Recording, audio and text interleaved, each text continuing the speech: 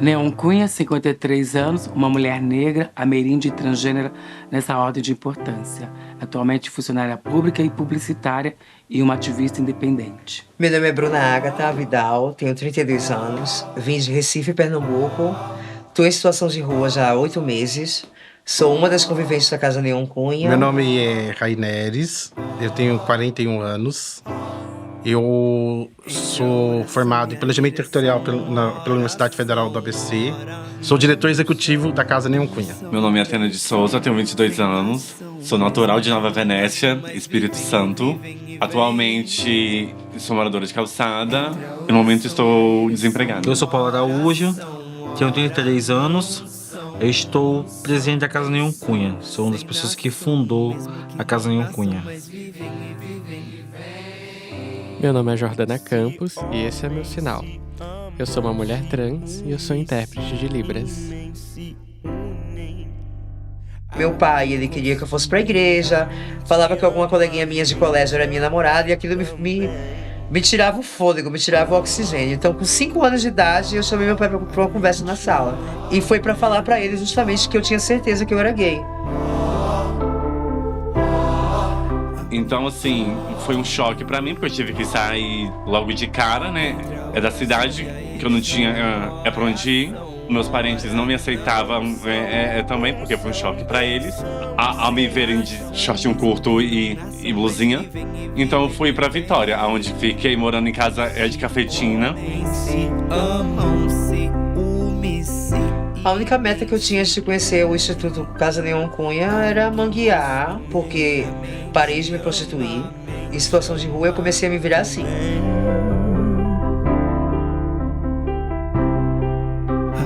Eu só fui transar de forma consensual com 26 anos.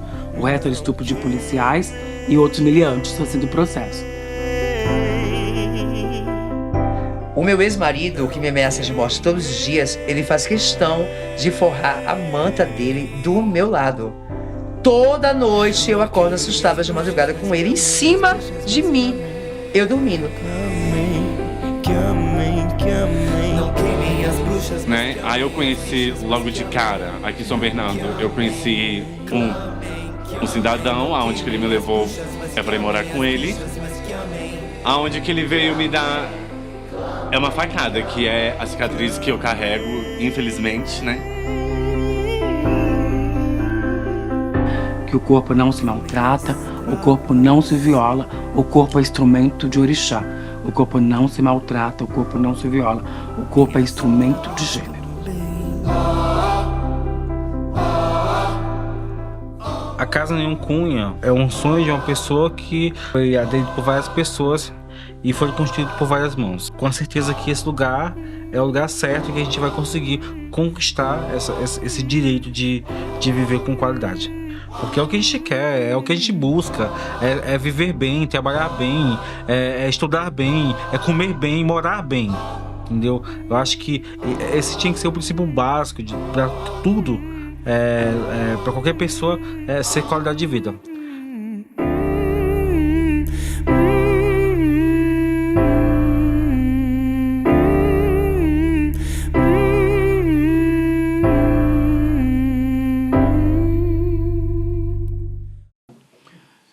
Historicamente, pensar um Brasil que constitui a exclusão de pessoas trans, especialmente mulheres transexuais e travestis, também pensar num recorte de gênero e raça, e pensar num país que se desenvolveu promovendo a ditadura pela exclusão e marginalização de vidas divergentes, ou pela pobreza, ou pelo pensamento político, e também pensar esses construtos de cultura de exclusão.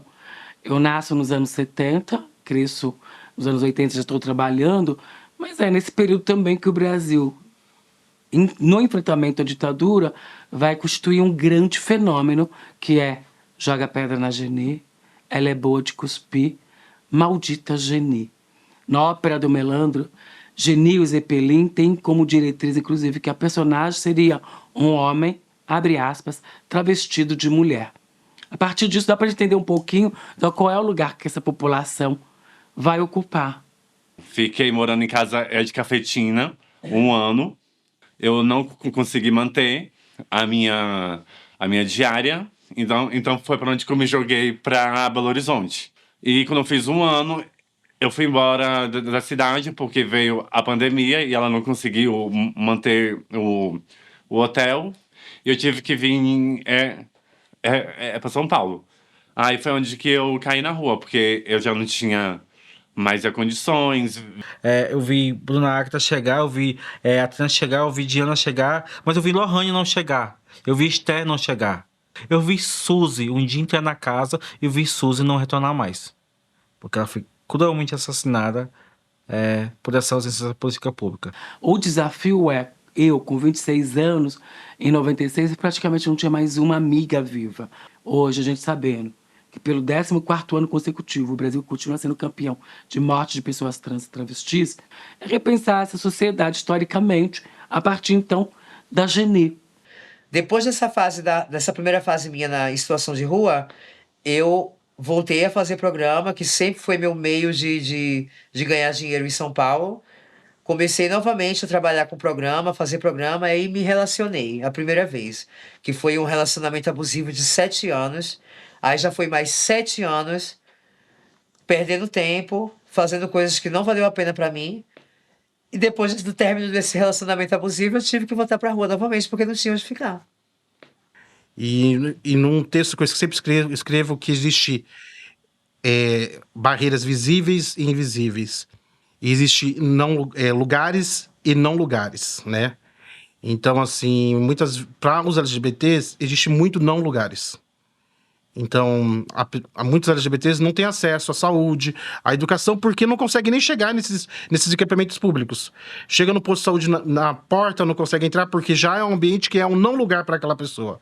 Chega na escola, é um não lugar por causa das violências que sofre, os preconceitos e tudo mais.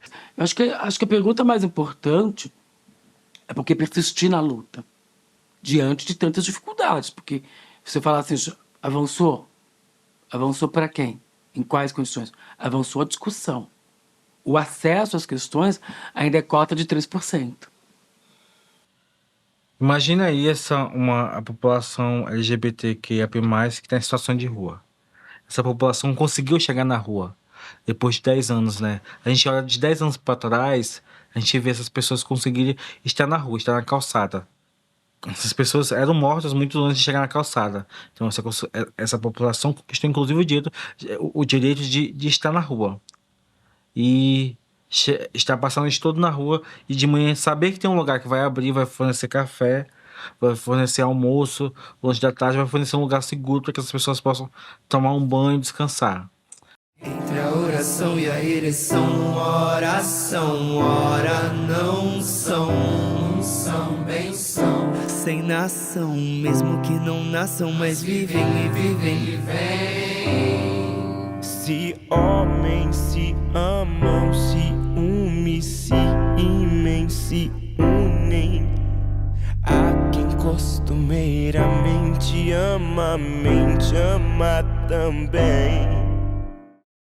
A Casa Neon Cunha, ela surge principalmente como um lugar para cobrir a ausência do Estado, a ausência de políticas públicas. Então, na realidade, a Casa Neon Cunha hoje ela vem suprindo necessidades básicas, mas fundamentais para a sobrevivência dessas pessoas. A escolha que a gente fez foi atender pessoas LGBTs em extrema vulnerabilidade social, ou seja, pessoas em situação de rua. Em situação de rua, eu comecei a me virar assim. Parei de me prostituir e comecei a manguear. O que é manguear? Para algumas pessoas que não sabem ainda o que é manguear, é pedir esmola. Só que como pedir esmola é uma palavra muito feia, nós travestis, mulheres trans, resolvemos apelidar de manguear, e foi um apelido que pegou. A gente tem um traço que a gente se qualificou enquanto serviço emergencial na época da pandemia. Na época da pandemia, a gente distribuiu milhares de cestas, milhares de alimentos para a população que estava em situações de rua, milhares de kits de higiene pessoal e limpeza. Eu lembro de eu e do Rai, a gente quando não tinha casa nenhum, espaço físico ainda, a gente, na área da minha casa, preparava as marmitas e os almoços, né? O Rai vinha lá de Itaquera, desde cedo, saindo cedo para dar em casa às 7 horas, para a gente começar a preparar esses alimentos. A gente não teve descanso na época da pandemia.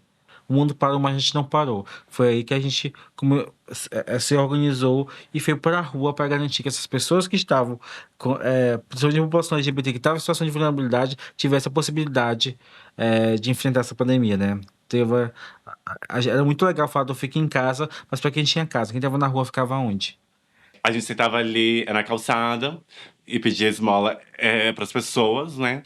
E foi onde que eu conheci o diretor da casa, que é o Paulo, né? Que ele passava lá direto, ajudava a gente, falava da Casa Neon, que em breve ela ia ser aberta. E que depois que ela foi aberta e que eu comecei a frequentar, as minhas dificuldades abaixaram bastante. Essas casas também são uma grande denúncia e uma grande comprovação de quem vive na exclusão consegue produzir outra humanidade. Imagina aí, a gente faz atendimento psicossocial, orientação jurídica, retificação de nome e gênero, nivelamento educacional e qualificação profissional. O acompanhamento psicossocial é o acompanhamento diário dessas pessoas com o objetivo de dar autonomia para elas. Então, através de psicólogos e assistentes sociais, onde através de diversas atividades e conversas, que é através de um plano individual de atendimento, a gente desenvolve essas pessoas. E o atendimento psicológico, onde através de terapias psicológicas, através de parcerias, essas pessoas podem ter esse atendimento psicológico. Mas não que a gente está abrindo mão do Estado, não. Nós estamos cobrando o Estado, nós estamos puxando o Estado. A gente não só executa um serviço emergencial numa casa, a gente disputa isso na sociedade, quando a gente cria um plano regional de políticas públicas LGBTQIA+. Então, eu acho que esse processo de ter a casa física pra gente é importante. A gente olha para esse território, qual organização que são movida pela sociedade civil tem um espaço físico mantido por si só com a nossa estrutura. Que aí você pensa, uau, como só essa instituição, depois de tanto tempo. E mesmo assim, quanto tempo de existência? Fisicamente, 1 ano. Então você pensa, onde está o Estado? Onde está a sociedade civil organizada da região para, inclusive, legitimar e proteger esse espaço? O que as pessoas devem saber, o quanto pra gente foi muito dificultoso a gente ter a casa no espaço físico, né? A gente até 2021 a gente não tinha espaço físico. A gente realizava ações pontuais em lugares cedidos pelas pessoas. Projeto Meninas e Meninas de Rua, em sindicatos da região, na minha casa, lugares abertos mesmo pelo público. Então a gente contava com a boa vontade das pessoas. Quando a gente teve a grana, o money, através de algumas ações da iniciativa privada, a gente foi local. E a gente tinha o money, mas as pessoas não queriam alocar pra gente. Porque quando a gente falava para qual era o fim a alocação da casa, as pessoas elas davam as mais diversas desculpas, desde que o som não está alinhado em Marte, ou que não poderiam atender porque era uma população muito dificultosa para poder trabalhar, que era muito banalizada. E é bem engraçado, né? Porque as instituições governamentais, elas não oferecem um apoio, inclusive, para constituir. Você não tem, por exemplo, uma equipe, sabe, de planejamento urbano para falar, vamos fazer a casa, vamos fazer a arquitetura, vamos dar estrutura. Não tem. Mas tem uma equipe de fiscalização que vai cobrar tudo isso. Sem nem um pouco se preocupar com isso. E dizem que estão fazendo política pública. A mente ama também.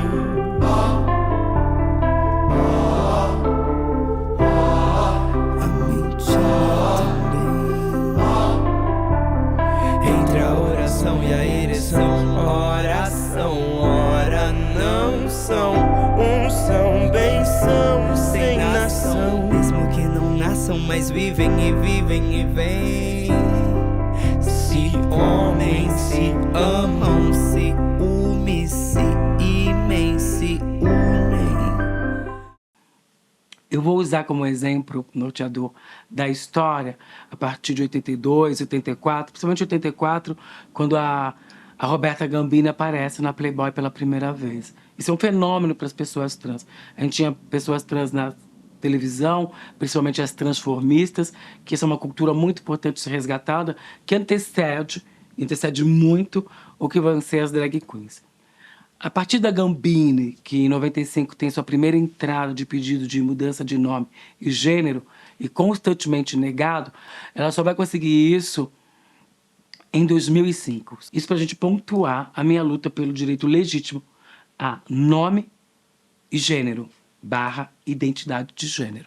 Que pela primeira vez em 2016 havia acontecido uma pesquisa de campo de Rebecca Robles e outros, publicada na The Lancet Psychiatry, que era importantíssimo.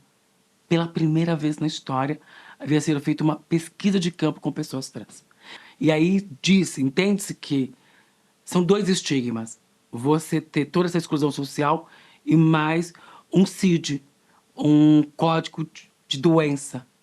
E isso é muito importante porque, a partir daí, essa discussão vai trazer uma autonomia. A gente precisava de laudo de psiquiatra, laudo de psicólogo, laudo de assistente social, você precisava de laudo de endocrinologista, você precisava de laudo dizendo que você estava com condições físicas e de saúde mental para poder fazer uma cirurgia de redesignação sexual. E só então, aí, você teria acesso ao direito de nome e gênero. Inclusive, eu acompanhei casos de pessoas que o juiz ou a juíza determinaram que aquela pessoa não tinha uma incongruência de gênero, que ela tinha era uma patologia, com muitas aspas, de travestismo, e que ela teria o nome, mas não teria o gênero. Também a violência do cissexismo, essa ideia de que o gênero da pessoa cis é mais legítimo que o da pessoa trans, ocupava esse lugar. Eu presto serviço para essas pessoas na Casa Nenhum Cunha, com a advogada. E aí, a gente realizar esse serviço é uma reparação constante à dignidade que é retirada das pessoas. Imagina uma pessoa que não tem condições de pagar, porque esse processo é caro, burocrático e excludente, né? Imagina uma pessoa que não tem essa informação e a possibilidade de pagar. E aí a Casa Nenhum Cunha pega essa pessoas que às vezes só tem um RG e CPF, ajudar a tirar o título, ou a reservista, organizar os documentos para poder fazer a certificação de nome e gênero. Depois desse incêndio, eu tive tudo queimado, peruca, roupa, tudo. E toda a minha documentação, praticamente, só ficou minha reservista. Então foi muito complicado, eu em São Bernardo, em situação de rua, ou morando em casas de passagem, albergue, conseguir resgatar com a minha família um documento que provasse a minha escolaridade, enviado da minha cidade para cá, para eu poder dar entrada no RG. Então eu passei muitos anos indigente. Então a minha retificação na Casa Nenhum Cunha foi maravilhosa, porque além de eu resolver toda a documentação que ainda faltava, que foi o CPF, que foi o meu título de eleitor, que eu nunca tinha voltado, meu primeiro voto será ano que vem, que eu nunca tinha votado porque não tinha o título de eleitor. Então, além de ter resolvido toda a documentação que eu precisava, ainda teve a minha retificação do nome. Que desde pequeno, desde 5 anos de idade, que eu olhei pro meu pai e falei que era gay, eu já queria ser uma mulher. Então, a minha retificação, minha mudança de nome foi fundamental. É uma conquista. Ter a minha certidão com o meu nome, que era social, virar o meu nome, que eu tanto quis. Imagina as pessoas poderem ir nos lugares e poderem usar o seu nome de reconhecimento na certidão, no RG. Ser chamada de Bruna agora e ter o direito, até no enquadro policial, de ter o direito do policial ter a obrigação de olhar pra mim e dizer: senhora Bruna, por favor, posso ver sua roupa? E dele não me tocar, eu só ser tocada por uma policial feminina, pra mim é único. Porque o que eu digo é, se houvesse um acolhimento mínimo que seja nas escolas, nos lares, é isso, a gente vai romper em algum momento, inclusive a necessidade dessas casas. Elas podem ser instituições só de passagem, de acolhimento, que as pessoas falam assim: olha, vem resolver coisas burocráticas de uma forma menos agressiva. Porque mesmo quando você vai fazer a retificação dos documentos, é uma exposição de dizer: olha, essa sujeita que não existe está pedindo para vocês a validarem. Isso deve ser um serviço de utilidade pública, mas infelizmente não é ainda. Quando a gente tem essa devolutiva dessa resposta, esse sonho realizado, pra gente é muito mais que motivador, né?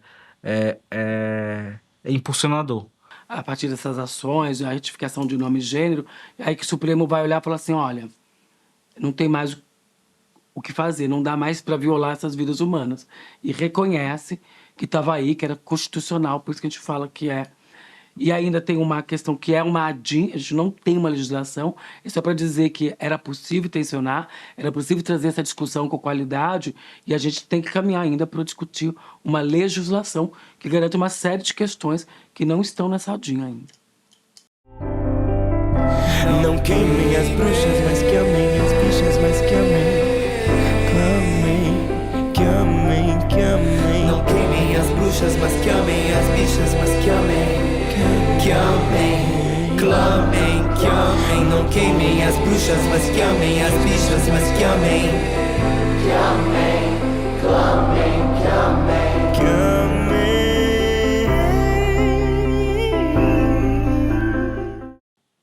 A Casa Neon, além de ser... A base da Casa Neon é isso, é se alimentar ainda. É se alimentar, tomar um banho e pegar uma roupa de doação, que é o que mais tem lá, pra você ficar mais bonita, pra uma mulher trans, uma travesti, ficar mais bonita, ficar mais gostosa, se sentir bem, se alimentar bem, porque situação de rua é complicada. Só quem passa pela rua sabe. Pela ausência da política pública, essa política de acolhimento está sendo feita nesse momento, no ABC, só pela casa. É uma política de resgate, ou melhor, de consciência de humanidade para essas pessoas que durante muito tempo se veem só marginalizadas. E hoje, depois de um ano de Casa Neon Cunha, onde se consolidou, a Casa Neon Cunha está consolidada hoje, eu vejo, olha para aquelas pessoas, elas se sentem no lugar delas, elas se sentem na casa delas. Então, para mim, a Casa Neon Cunha é esse lugar, é um lugar de afeto, amor e acolhimento, onde as pessoas se sentem nas suas casas. Agora, assim, mais do que um lugar de tempo e espaço para acolher essas vidas, que para mim isso é uma construção histórica, é um demarcador histórico, que um dia as pessoas que participaram desse processo vão olhar e falar assim, nós fizemos política, no sentido aristotélico, de produzir bem para os muitos, bem para a humanidade. Esse com certeza é o maior legado dessas pessoas neste momento que não estão fazendo a política formal, mas estão fazendo a essência da política, que é garantir que pessoas que foram expulsas de casas, que foram execradas nos espaços formais de educação, de trabalho, de convivência, que foram extremamente expostas às dependências químicas, às questões de saúde mental, à anulação da própria autoestima, começam a se ver, por isso que eu falo residência, porque elas começam a dizer, ok, eu preciso de um trabalho, eu preciso de um endereço, vou usar o endereço da instituição, eu preciso ter um atendimento, eu vou usar o endereço da instituição. De certa forma, elas se veem como moradoras do espaço, elas se entendem como eu tenho esse lugar de referência e acessam. E que a política pública, por omissão, não assumiu. Hoje a gente na Casa Neon Cunha, a gente serve café, almoço, lanche da tarde, higiene pessoal, limpeza. A gente tem um lugar para que elas possam fazer a higienização das suas roupas, lavar e secar. Também a parte de convivência, onde tem biblioteca, sala de TV, sala de integrativa, onde as pessoas podem fazer várias atividades, e o nosso dormitório. Que essas pessoas, muitas vezes, à noite, não conseguem dormir, porque elas dormem na rua. O albergue não é uma alternativa para a maioria delas, por causa da questão da violência. Então, elas optam em ficar na rua. Então, elas não conseguem dormir. A gente não obriga ainda porque falta grana. A sociedade não investe nesse lugar. A gente não tem nenhum convênio com o Estado. Nenhuma instância, nem municipal, nem estadual, nem federal. Então, assim, a gente quer abrigar, mas a gente não tem condições ainda.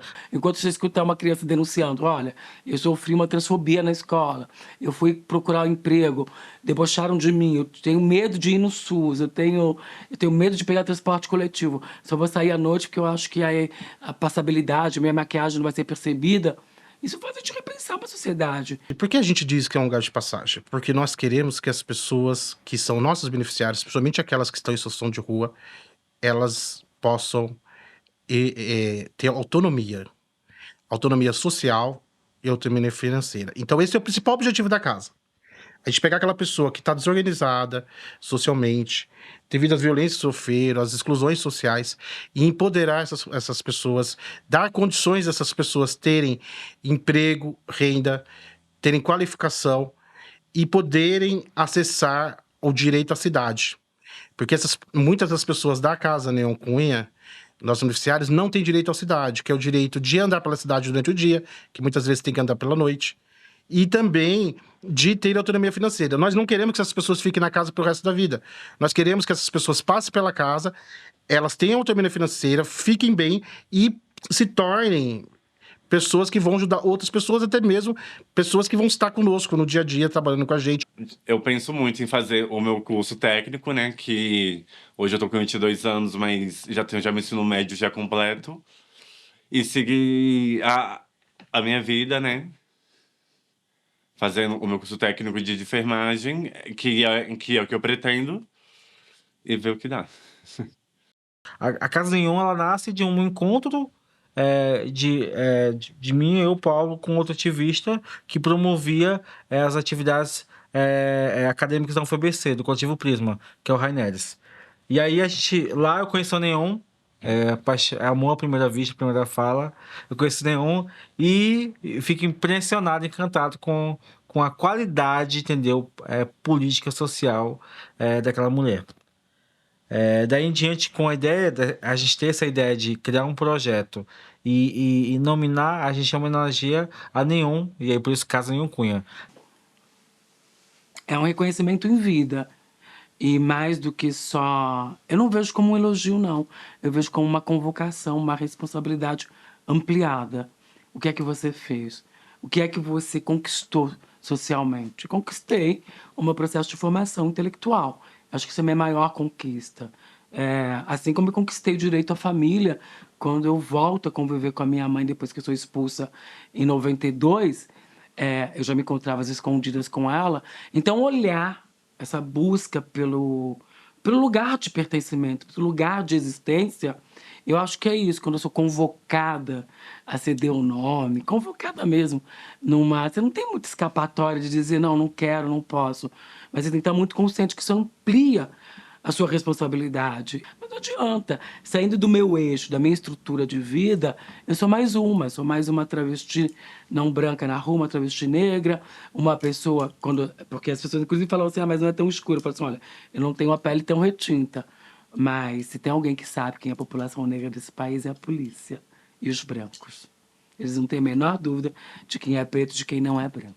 Quando alguém me parar na rua, eles não vão perguntar se eu sou diretora de arte. Eles vão ter certeza que eu sou mais uma marginalizada. Eles só não vão tratar como uma marginalização uma responsabilidade deles. Eles vão dizer que eu escolhi este caminho e não vão assumir responsabilidade com as exclusões.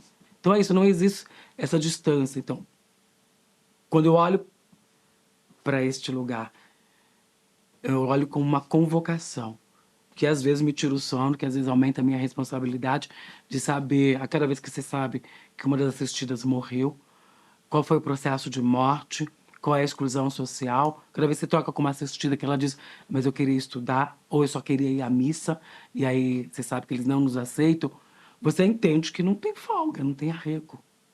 E aí você vai voltar dizendo para essa sociedade cis heteronormativa, constituída pela branquitude colonial, que assumiu esse país e assola produzindo política para seu bem-estar constante, você vai dizer para eles assim, então, que eu adoro mesmo, na linguagem bem favela, ocorre com nós, ocorre de nós. Essa, para mim, é a responsabilidade que tem receber essa homenagem em vida, essa celebração, que também é isso, tem muito de um processo celebrativo, tem uma construção, mas também, apesar de eu ter colocado todo esse peso aqui, tem um processo celebrativo. A cada prêmio que eu ganho, a cada reconhecimento que eu ganho, eu falo, eu sei para quem é esse ganho, é para que essas pessoas possam alguma coisa saber. Alguém está correndo com a gente, está fazendo no outro lugar, que eles não abrem as portas para a gente, mas a gente está lá, porque ela está lá. Eu determino que termine aqui e agora. Eu determino que termine em mim, mas não acabe comigo. Determino que termine em nós e desate. E que amanhã possa ser diferente com elas. Que tenham outros problemas e encontrem novas soluções. E que eu possa viver nelas, através delas, em suas memórias.